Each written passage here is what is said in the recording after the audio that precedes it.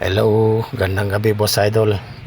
Ito, nakatoka naman tayo ngayon sa pagluluto. Halika't samahan nyo ako. Mag-ihaw muna tayo ng tulingan. Dahil gusto ni Bibi Labs na magkata uli ng inihaw na tulingan. Kaya ito tayo ngayon, mag-ihaw muna. Yan. Yan, at yung gata naman yan, papakulay muna natin. Yan. Yan. Halo-halo at nilagyan ko nga pala ng siling green yan. Yan. Antayin ko muna siyang kumulo. Tsaka ko ilalagay yung inihaw na tulingan. Yan. Dahil alam mo naman, tayo nakatuka sa pagluto ngayon. Ayan, ilalagay ko na yung tulingan na inihaw. Yung tulingan hindi ganong kalaki yan, sakto lang yung laki niya. Yan, kaya hindi ko na siya pinutol. Kaya yan, buo na lang nilagay ko. Yan. At nilagyan ko rin niya ng talong. Yan. Ayan, papakuluin ko na siya. Yan yung aking inihaw na tulingan. Yan, makikita nyo boss idol.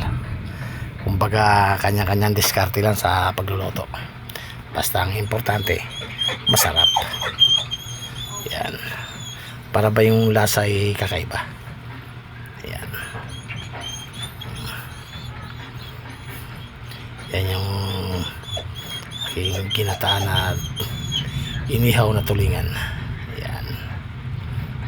Yan, mapapansin nyo yan.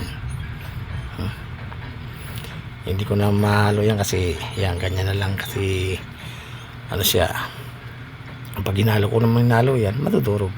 Kaya ganyan lang yung aking diskarte pa. Yan.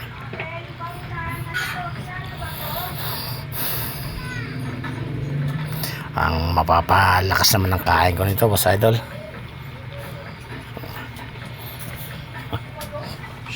Ang gaganahan na naman tayo nito. Kaya pagka ganitong pagkagaling ko sa trabaho, yan, luluto kung anong matipuhan na ulam. Yan. Kasi minsan mahilig tayo sa pagluluto.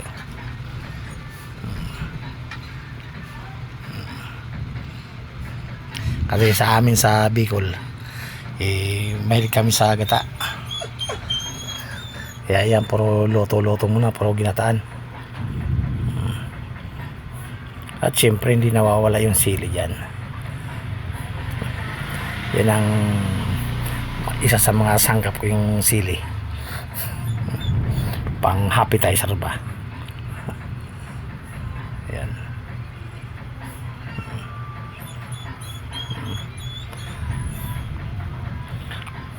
Yan yung aking ginataan na inihaw na tulingan.